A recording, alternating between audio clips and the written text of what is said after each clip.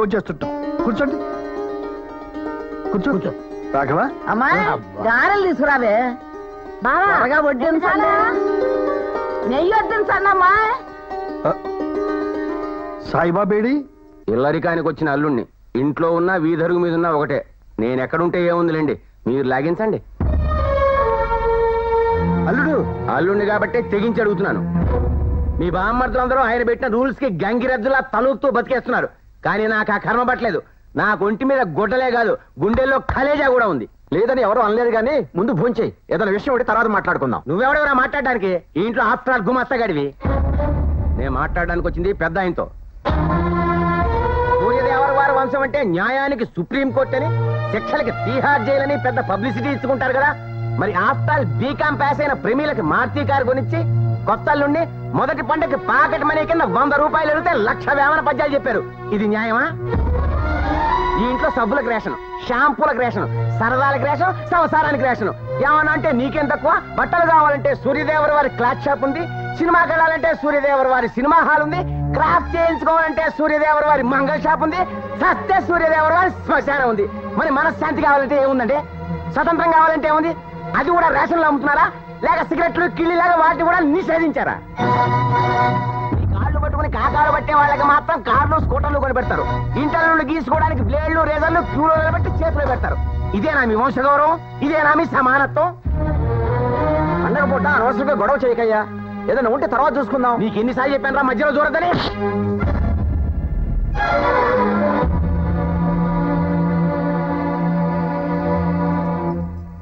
ఈ తండ్రి వయసు ఉన్న మనిషిని కొట్టడానికి సిగ్గా లేదు? అసలు నువ్వెవడేరా మధ్యలో?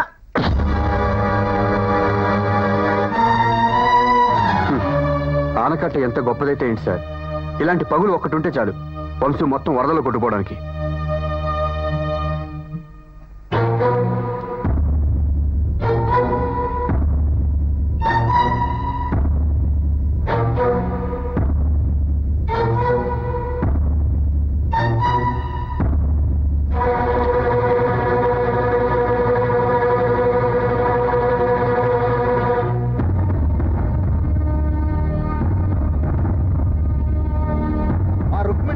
చూసుకున్నాం గానీ ఇంకోటి ఎవడైనా అయ్యుంటే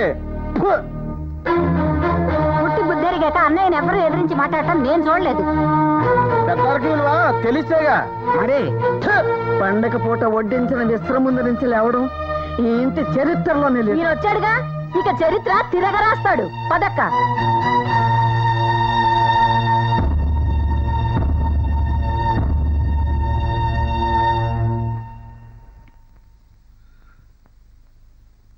నన్ను క్షమించు రాఘవ. అయ్యో, అంత మాట అనకండి బాబు. అతనేదో తెలియ కొడితే.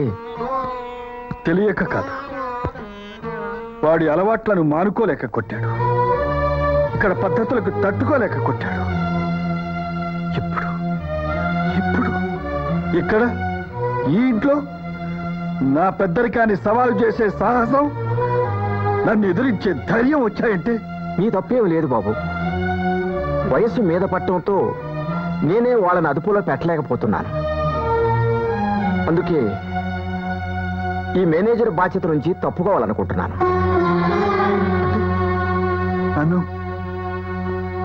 నన్ను వదిలిపెట్టి వెళ్ళిపోతావా రాఘవ? మీ దగ్గర నుంచి వెళ్ళటం అంటే అది నా ప్రాణం పోయిన తర్వాతే బాబు.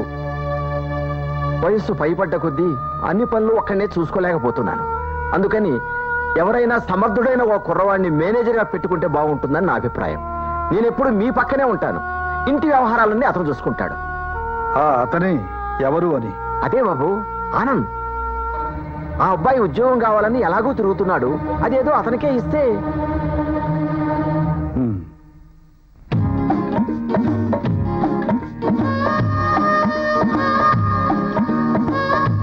అమ్మాయి సుజాత, ఏంటి గిన్నె ఇలా పట్ట? మమ్మీ నేను తలంటుకుంటాను. బనేపో తగలడు. ఎరా, నీ బాబుకే కాంపిటీషన్ వస్తున్నావా? అంత కాంపిటీషన్ ఉండకూడదు అనుకుంటే నాకు కూడా పెళ్లి చేయండి. ఆ తర్వాత మీ పిల్లం మీకు, నా పిల్లం నాకు నూనె రాస్తారు. పెళ్లిళ్ళు చేసుకునేది నూనెలు రాయించుకోవడానికి, తలండించుకోవడానికి కాదురా. మరి ఎందుకు చేసుకుంటారు? నీలాంటి వెధవల కంటానికి. పో ఇక్కడి నుంచి. వాడు ఇప్పుడు ఏమన్నాడని? మీకంతా విసుకే. ఏంటి అంతా షాక్ తిన్న తలా చూస్తున్నారు? నువ్వేమన్నా లీక్ అవుతున్న ట్రాన్స్ఫార్మర్ వా షాక్ కొట్టడానికి? నిన్న పెద్ద ఆయన ఎదిరించినప్పటి నుంచి నేనంటే అందరూ భయపడుతున్నారని నాకు తెలుసు. జనరల్ గా ప్రతి వాళ్ళకి నేనంటే భయమే, మిలిటరీలో కూడా. చూడటానికి అంత అసహ్యంగా ఉంటే ఎందుకు భయపడరు? పేడ మీద ఎందుకు రాయేస్తా? అవునులే పిన్ని, మా ఆయన పేడాను, మీ ఆయన గోడాను. మీరు కూర్చోండి. యా, మీ అందరికీ ఓ వార్త. ముసలాన్ని మేనేజర్ గా తీసేశారు. అల్లుడా మజాక? అంతేకాదు, ఆనందని కొత్త మేనేజర్ గా అపాయింట్ చేశారు. ఏంటి ఆనంద్ గారు మేనేజరా? ఫు! అంటే రేపటి నుంచి ప్రతి చిన్న దానికి ఎవడో నోసు ఫేసు తెలియని వాడి ముందు క్యూలో నిలబడి అయ్యా బాబు అని అడుక్కోవాలన్నమాట.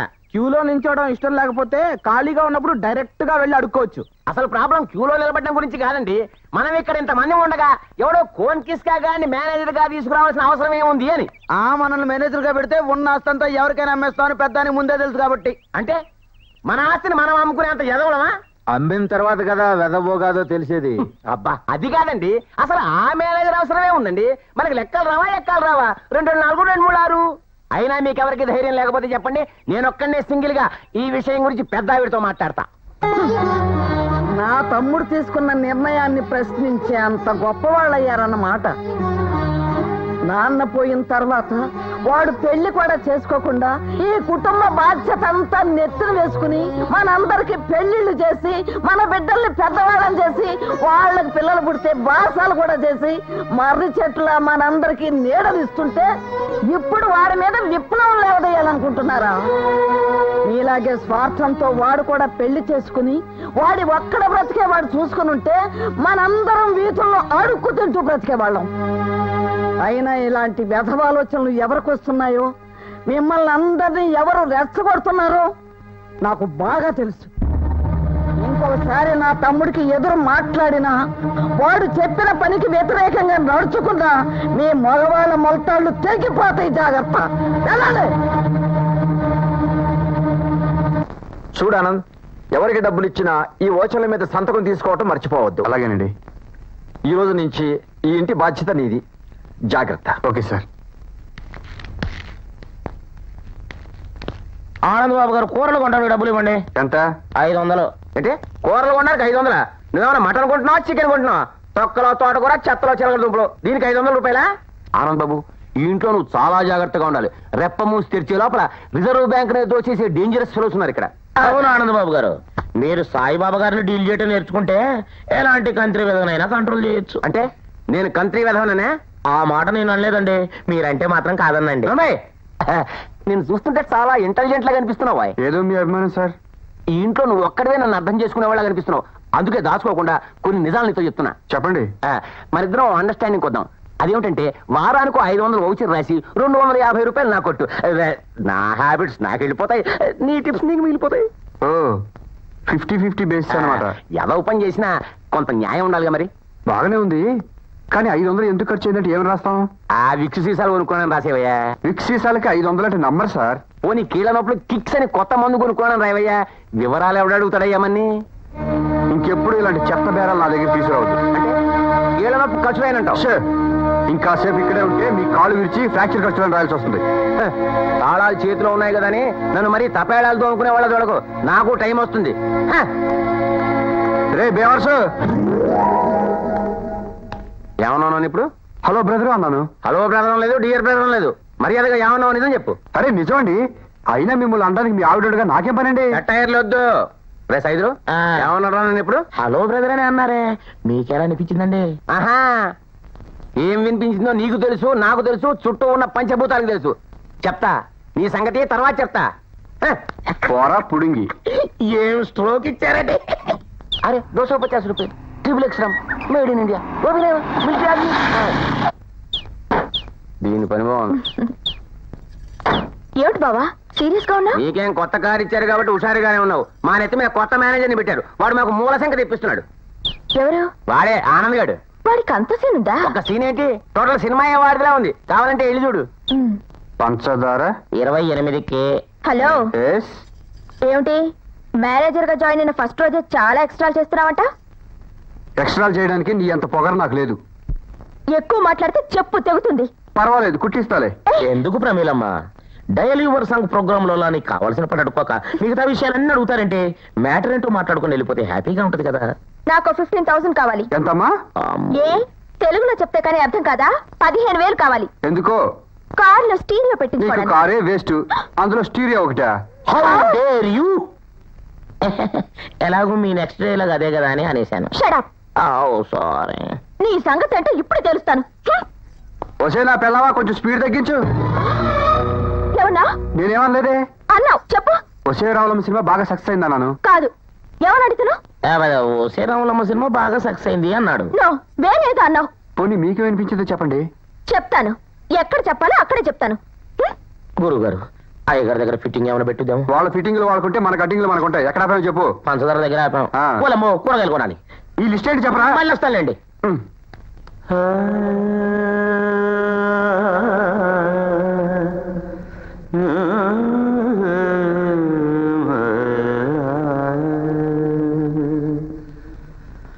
మనసులోని మర్మమును తెలుసుకో మానరక్షక మరకతాంగ నా మనసులోని మర్మమును తెలుసుకో.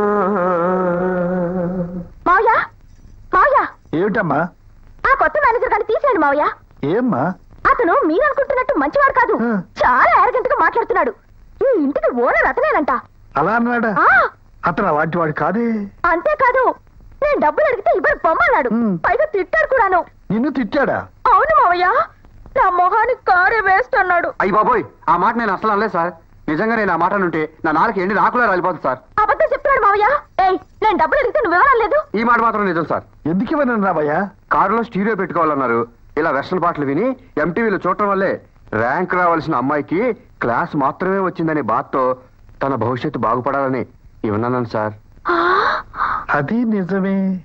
అవును, మా ప్రమీల వెస్ట్రన్ మ్యూజిక్ మాత్రమే వింటుంది అనుకుంటున్నావా? క్లాసికల్ కూడా వింటుందా సార్?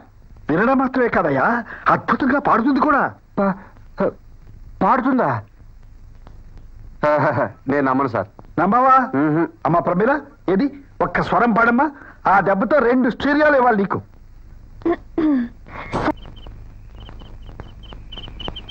తొందరగా తీసుకురండి రా. లోపలికి తీసుకురా. అవి కూడా పట్టురండి తొందరగా.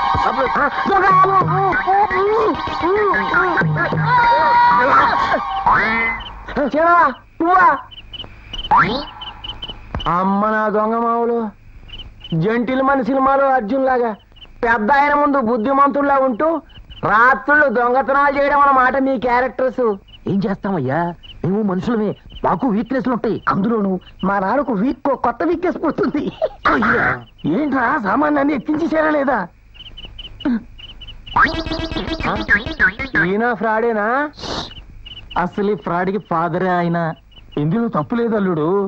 టాటా లాంటి వాడే సూదులు సబ్బులు అమ్మి కోటీశ్వరుడు అయ్యాడు. మరే వాళ్ళు కొనుక్కొచ్చి అమ్మారు, మీరు దొబ్బుకెళ్ళి అమ్ముతున్నారు.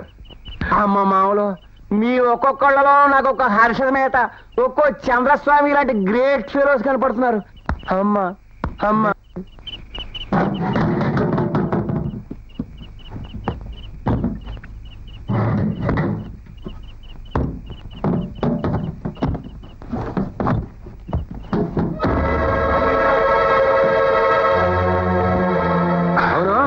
సరుకులన్నీ ఎక్కడ అమ్ముతారు?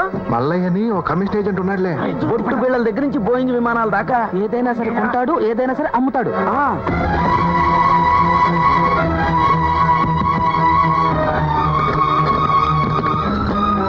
ఏమిటి ఆనంద్, ఇంత రాత్రి అప్పుడు వచ్చావు? ఒకసారి నాతో వస్తారా? ఎక్కడికి రండి చెప్తాను. సార్ అటు చూడండి.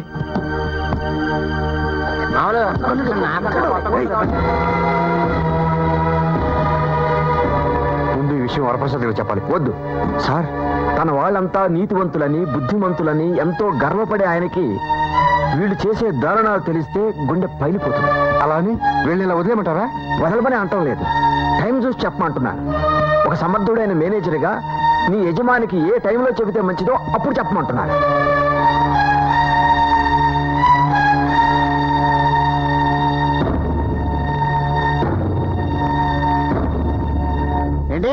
నాకు ఇటుకలు ఎందుగా ఇటుకలో కిల్లు కట్టుకునేవాడికే పనికి వస్తాయని చెప్పింది ఎవడైనా వచ్చేది పచ్చల సీజనం కారంలో కలపడానికి ఇటుక పొడి కావాలి ఏంటి బియ్యంలో కలపడానికి రాళ్ళు పంపుతావా అంటే టెక్నిక్ చెప్పగానే బిజినెస్ డెవలప్ చేసేద్దాం ట్రై చేస్తున్నావా హలో నువ్వు మాట్లాడేది కల్తీ కళాప్రపూర్ణ మల్లయ్య తోటి మన దగ్గర స్పెషల్ రాళ్ళు ఉన్నాయి అచ్చం బియ్యం కలర్లోనే ఉంటాయి కిడ్నీలో దూరే కానీ కలర్ మారో అట్టగే ఉన్నాను మల్లయ్య నువ్వు ఇచ్చే ఏదో 10,000 గంట సేపు వెయిట్ చేయాలా? కోపడకండి సార్ అవతల ఫోన్ లో కుర్రాడికి గోధుమ పిండిలో ఉప్పు కలపొచ్చని రవ్వలో ఇసుక కలపొచ్చని చిన్న చిన్న విషయాలు కూడా తెలియవు చెప్తున్నాను. ఇందులో ఏం కలపలేదు కదా? అబ్బే లేదండి ఇంకా అంత టెక్నాలజీ డెవలప్ చేయలేదు. అయితే కలుపుతాం అనమాట.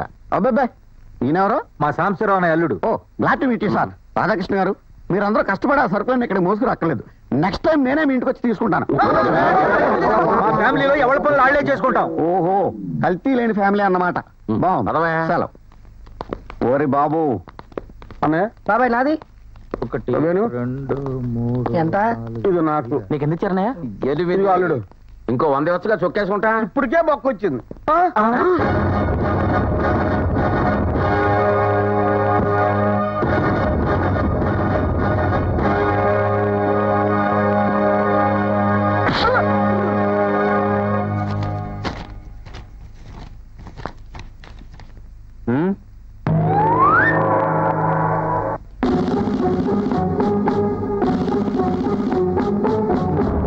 లేవండి బాబు ఈ విషయం ఇంతటితో మర్చిపో. భవిష్యత్తులో స్టోర్ రూమ్ ని పోలీస్ కంట్రోల్ రూమ్ లా చూసుకుంటామని హామీ ఇస్తున్నాను. మీ అందరు కంగారు పడకండి. ఆనందం మనలాగా ఎదవేం కాదు. మిమ్మల్ని అందరినీ క్షమించేస్తాడు. అంటే నేను క్షమించొద్దా? మీ అందరికి మీనింగ్ ఎలా వస్తుందా? అబ్బా! ఇంకొకసారి ఇలాంటి వ్యధ వేషాలు వేశారంటే నేను పెద్ద ఆయనతో చెప్పి తాట తీస్తాను.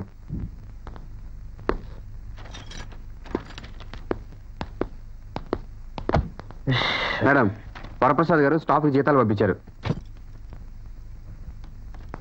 ఇక్కడ సంతకం పెట్టండి. పిల్లలు బాగా చదువుతున్నారా మేడం? ఎవరి పిల్లలు? నా పిల్లలా స్కూల్ పిల్లలా? కోళ్ళకి గోళ్ళకి కూడా పిల్లలు పడతారా మేడం? Shut up. వచ్చిన పని చూసుకుని వెళ్ళు. అయింది గారా ఆవిడ దగ్గర ఎందుకు అంత లూజుగా మాట్లాడతావు? ఆవిడ సరుకులకు వచ్చినప్పుడు నాతో సరదాగా మాట్లాడద్దు కదా, అందుకని నేను సరదాగా మాట్లాడదాం అనుకున్నాను. ఆమెకు బుస్సుల కోపం వస్తుందని నాకేం తెలుసు. సర్లే పద. రాముని తోక పివరుండిట్లనియే రాముని తోక పివరుండిట్లనియే. ఎక్స్క్యూజ్ మీ, ఎస్, నీకు ఇక్కడేం పని? యాక్చువల్ గా జీతాలు ఇవ్వడంతో నా పని అయిపోయింది. కానీ తప్పుడు పాఠాలు చెప్తున్న నిన్ను చూసి ఆగిపోవాల్సి వచ్చింది. నేను తప్పు చెప్తున్నానా? ఏది ఇందాక చెప్పిన లైన్ ఒకసారి చెప్పు. నువ్వు చెప్పావు. రాముని తోక పివరుండిట్లనియే. రామునికి తోకుందా? ఛీ! దాన్ని రామునితో కపివరుండి ఇట్లని అని చెప్పాలి. కపివరుండు అంటే ఎవరు? కపివరుండు అంటే ఆంజనేయుడు. చేతికి బెత్తం ఇచ్చారు కదా అని రాముడికి తోకలో సీతకి ఏకలో పెట్టేయకూడదు, కళ్ళు పోతాయి.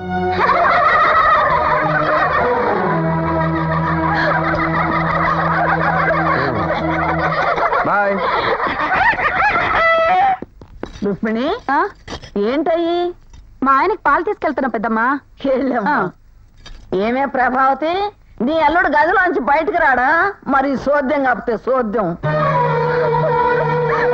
అమ్మా ప్రమీల, అదంతా ఏడుస్తా పరిగెడుతుందంటే. ప్రమీల, అమ్మా ప్రమీల, ప్రమీల ఏంటమ్మా ఏమైంది? ఎందుకు ఏడుస్తున్నావు? ఊరుకోమ్మా, ఎందుకు ఏడుస్తున్నావు? ఏది ఏది ఏమ్మా ఏం జరిగిందో చెప్పమ్మా. ఆ మేనేజర్ గారు స్కూల్ కొచ్చి పిల్లలందరి ముందు నాకేమీ రాదని ఏడిపించాడు పెద్దమ్మ. మేము వాడి గురించి చెప్తే విన్నావా? ఇప్పుడు చూడు. అసలు వాడికి మన మాట అంటేనే తల్ల పేంత సమానం అక్క. అవునండి అమ్మగారు, నా వంక కూడా 2-3 సార్లు అంత క్లాసు చూసాడండి. చదువు రాకపోతే ఇంట్లో కూర్చుని అంట్లు తవ్వుకోవాలి కానీ ఇలా స్కూల్లోకి వచ్చి పిల్లల్ని పాడు చేయకూడదన్నాడు పెద్దమ్మ. ఎంత పొగరు వాడికి.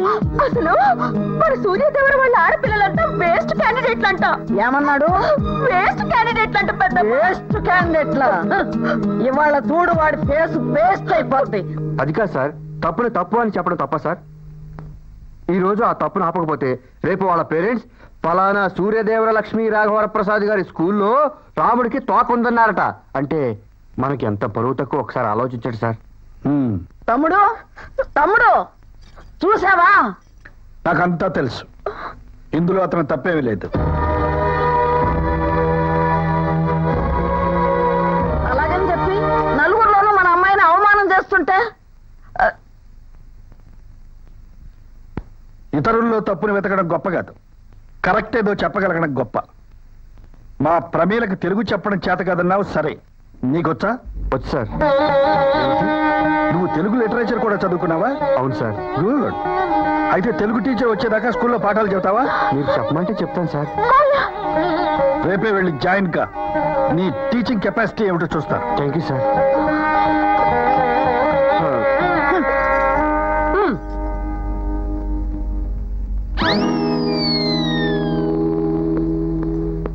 అయ్యింది. అలా చూస్తూ నిలబడతారేమిటే? చూసావుగా మీ మామయ్య చేసిన పని. పదండి పదండి, వంటకు వేళ అయింది, కాయగూరలు దొరుక్కోవాలి. పూజ్యులైన మావయ్యకి మీ మేనల్లుడు ఆనంద్ నమస్కరించి వ్రాయునది. అనుకున్నట్లుగానే సూర్యదేవర లక్ష్మీ రాఘవర ప్రసాద్ గారి ఇంట్లో స్థానం సంపాదించుకొని ఆయన అభిమానాన్ని గెలుచుకున్నాను. ఇప్పుడు ఆ ఇంట్లో నా పొజిషన్ ఎంత స్ట్రాంగ్ గా ఉందంటే ఆయన ముద్దుల మేలకోడలు మాట కంటే నాకే ఎక్కువ విలువిస్తున్నారు. ఆయన అన్నీ సవ్యంగా జరిగితే ఆయన ఇండస్ట్రీస్ వ్యాపారాలు అన్నీ నా గుప్పిట్లోకి వస్తాయి.